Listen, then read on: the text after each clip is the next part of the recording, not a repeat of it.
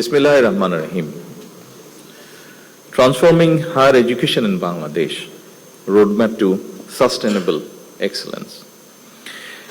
শীর্ষক জাতীয় কর্মশালার সম্মানিত সভাপতি, উপস্থিত বিশিষ্ট শিক্ষাবিদগণ, মন্ত্রী পরিষদ, উপদেষ্টা পরিষদ, ইউজিসির সদস্যবৃন্দ, বিশ্ববিদ্যালয়ের উপাচার্য, জাতীয় অধ্যাপকবৃন্দ, নীতি প্রণেতা, শিক্ষক, গবেষক, শিল্প খাতের প্রতিনিধিবৃন্দ, members of diplomatic core, development partners এবং সম্মানিত উপস্থিত সুধীবৃন্দ, আসসালামু আলাইকুম। বাংলাদেশে উচ্চ শিক্ষা রূপান্তর, টেকসই উৎকর্ষতার রোডম্যাপ এই শিরোনামে বিশ্ববিদ্যালয় মঞ্জুরি কমিশন আজ দিনব্যাপী কর্মশালার আয়োজন করেছে। আমি ব্যক্তিগতভাবে বিশ্বাস করি এটি অত্যন্ত সময় উপযোগী একটি অনুষ্ঠান। আপনারা যারা এতক্ষণ আলোচনা করলেন, এইসব আলোচনায় শিক্ষা ও গবেষণায় আমাদের বিশ্ববিদ্যালয়ের বৈশ্বিক মান বজায় রাখতে পেরেছে কিনা এমন একটি প্রশ্ন হয়তো ফুটে উঠেছে, হয়তো ফুটে ওঠেনি। তবে আনফরচুনেটলি খুব সম্মত বাস্তবতা হচ্ছে, একবিংশ শতাব্দীতে শিক্ষা, গবেষণা এবং জ্ঞানের উৎকর্ষ অর্জনের ক্ষেত্রে বিশ্ব বিখ্যাত বিশ্ববিদ্যালয়ের র্যাঙ্কিংয়ে আমাদের বিশ্ববিদ্যালয়ের অবস্থান এখনো মনে হয় প্রত্যাশিত উচ্চতায় পৌঁছতে পারেনি। র্যাঙ্কিং এর ক্ষেত্রে সাধারণত গবেষণা, প্রকাশনা, পাবলিকেশন, সাইটেশন এবং উদ্ভাবন এই বিষয়গুলোকে মনে হয় বেশি গুরুত্ব দেওয়া হয়। সেই ক্ষেত্রে আমাদের অবস্থান কোথায়, এই বিষয়গুলো নিয়ে আমাদের শিক্ষাবিদগণ নিশ্চয়ই আরো চিন্তা ভাবনা করবেন। শুধু পুঁথিগত শিক্ষায় নয়, বিশ্ববিদ্যালয় গবেষণা এবং উদ্ভাবনের দিকে মনোযোগ না দিলে মনে হয় প্রতিযোগিতামূলক বিশ্বে আমাদের টিকে থাকা কিছুটা হলো কষ্টসাধ্য হয়ে পড়বে। বিশ্ববিদ্যালয়ের উদ্ভাবন কিংবা গবেষণা কার্যক্রম এগিয়ে নিতে সরকার অর্থ বরাদ্দ দেবে, এটাই স্বাভাবিক। তবে আমি যতটুকু জানি, ব্রিটেন সহ বিশ্বের অনেক দেশই যারা বিশ্ববিদ্যালয় অ্যালামনাই, তাদের অনেকেই কিন্তু বিশ্ববিদ্যালয়ের গবেষণা এবং উদ্ভাবন কার্যক্রমকে এগিয়ে নিতে সাধারণত পৃষ্ঠপোষকতা করে থাকেন। এই জন্যই অনেকে বলে থাকেন, শিক্ষার্থীরা হলো বিশ্ববিদ্যালয়ের প্রাণ আর অ্যালামনাইরা হলো তার মেরুদণ্ড। ঢাকা বিশ্ববিদ্যালয় সহ দেশের বিভিন্ন বিশ্ববিদ্যালয়ের শিক্ষার্থী বর্তমানে যারা দেশে বিদেশে জ্ঞানে বিজ্ঞানে অর্থবিত্তে প্রতিষ্ঠিত, সেই সব অ্যালামনাইদেরকে বিশ্ববিদ্যালয়গুলোতে শিক্ষা ও গবেষণা উন্নয়নে সম্পৃক্ত করার উদ্যোগ নেওয়ার জন্য আমি উপস্থিত শিক্ষাবিদদের প্রতি বিনীত আহ্বান জানাই। সম্মানিত সুধীমণ্ডলী, আরো একটি বিষয়ের দিকে আমি আপনাদের দৃষ্টি আকর্ষণ করতে চাই। বিশ্ববিদ্যালয়গুলো থেকে প্রতি বছর লক্ষ লক্ষ শিক্ষার্থী বের হয়। উচ্চশিক্ষা নিয়েও অনেকে বেকার থাকেন, অর্থাৎ বেকারত্বের সংখ্যা আমরা যদি একটু দেখি, উচ্চশিক্ষিতদের মধ্যেই মনে হয় বেশি। এর কারণ সম্পর্কে নানা মতামত রয়েছে, তবে মনে হয় একটি ব্যাপারে কম বেশি সকলেই একমত। একাডেমিক শিক্ষা অর্জনের পাশাপাশি দক্ষতা অর্জন করতে না পারাই মনে হয় শিক্ষিতদের মধ্যে বেকারের হার বেশি হওয়ার কারণ, খুব সম্ভবত। এবং সেজন্যই বর্তমান সরকার মনে করে প্রাথমিক সিলেবাস থেকে শুরু করে উচ্চতর পর্যায় পর্যন্ত আমাদের শিক্ষা কারিকুলামগুলো একটু নতুন ভাবে সাজানো বোধহয় এখন সময়ের দাবি। নৈতিক মূল্যবোধ সম্পন্ন কর্মসূচি শিক্ষা ছাড়া বেকারত্ব নিরসন মনে হয় খুব সম্ভবত সম্ভব হবে না। সময়োপযোগী শিক্ষা কারিকুলাম ছাড়াও বৈশ্বিক প্রতিযোগিতায় টিকে থাকা মনে হয় সম্ভব নয়। এ কারণেই বর্তমান সরকার একাডেমিক সিলেবাসকে সময় উপযোগী করার কাজ এর ভিতরেই হাতে নিয়েছে। সম্মানিত শিক্ষকবৃন্দ, সম্মানিত গবেষকবৃন্দ, বিশেষ করে উচ্চশিক্ষা ব্যবস্থাকে সময় উপযোগী করতে বর্তমান সরকার অ্যাপ্রেন্টিসশিপ, ইন্টার্নশিপ এবং ইন্ডাস্ট্রি একাডেমি এটা সহযোগিতা বাড়ানোর জন্য চেষ্টা বা উদ্যোগ গ্রহণ করছে। প্রাথমিকভাবে বিভাগীয় শহরগুলোতে অবস্থিত বিশ্ববিদ্যালয়ের সঙ্গে স্থানীয় শিক্ষা ও ব্যবসা প্রতিষ্ঠানের সম্পর্ক স্থাপন করার এই কার্যক্রম শুরু করার উদ্যোগ সরকার নিচ্ছে, যার ফলে আমরা মনে করি শিক্ষার্থীগণ পুঁথিগত বিদ্যা অর্জনের পাশাপাশি হাতে কলমে শিক্ষা লাভ করে শিক্ষার্থী অবস্থাতেই কর্মদক্ষতা অর্জন করতে সক্ষম হবেন। ফলে শিক্ষা জীবন শেষে সম্ভবত তাকে আর বেকার থাকতে হবে না। কলেজ এবং বিশ্ববিদ্যালয়ে ইনোভেটিভ বিজনেস আইডিয়া বাণিজ্যিকরণ করতে প্রতিযোগিতামূলক প্রক্রিয়ায় সিড ফান্ডিং বা ইনোভেশন গ্রান্ট প্রদান, এটারও আমরা উদ্যোগ নিচ্ছি এবং এর উদ্দেশ্য ক্যাম্পাস থেকেই ব্যবসায়িক উদ্যোক্তা তৈরি করা। ফলে এই উদ্যোক্তারা নতুন এবং সৃজনশীল ব্যবসায়িক ধারণা বাস্তবায়ন করে দেশের অর্থনীতিতে নিশ্চয়ই অবদান রাখতে সক্ষম হবেন। শিক্ষার্থী থাকা অবস্থায় কর্মদক্ষতা অর্জনের ফলে এমনও হতে পারে একজন শিক্ষার্থী চাকরির জন্য অপেক্ষা না করে নিজেই একজন উদ্যোক্তা হিসাবে বরং আরো কয়েকজনের কর্মসংস্থানের ব্যবস্থা করতে সক্ষম হবেন।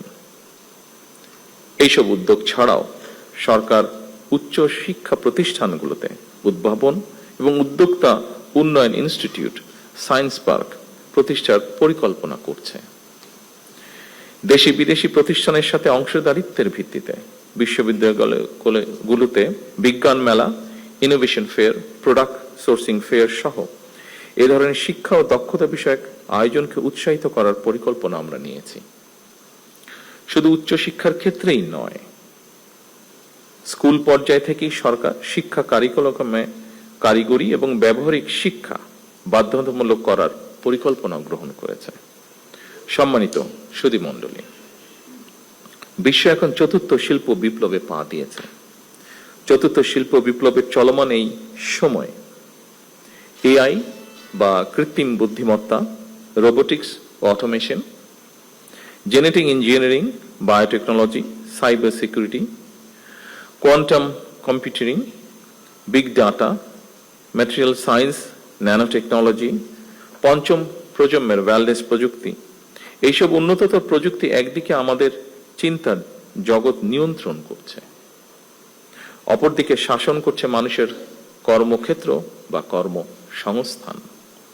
এর ফলে নিত্য নতুন প্রযুক্তির ব্যবহার একদিকে প্রথাগত চাকরির বাজারে বেকারত্ব হয়তো বাড়াচ্ছে, অন্যদিকেও আবার তৈরি করছে নিত্য নতুন ভিন্ন ধরনের কর্মসংস্থান। সম্মানিত সুধীমণ্ডলী, চতুর্থ শিল্প বিপ্লব বিশ্ববাসীর সামনে যে বার্তাটি স্পষ্ট করেছে খুব সম্ভবত সেটি হলো শিক্ষা কেবল স্কুল, কলেজ কিংবা বিশ্ববিদ্যালয়ে গণ্ডিতেই সীমাবদ্ধ নয়। বর্তমানে জ্ঞান চর্চা কেবল একটি নির্দিষ্ট বিষয়ে আবদ্ধ নয়, বরং আমরা দেখি ডাটা সায়েন্স সাথে বায়োলজি বা ইঞ্জিনিয়ারিং এর সাথে হয়তো সমাজ বিজ্ঞান এর একটা বন্ধন রয়েছে।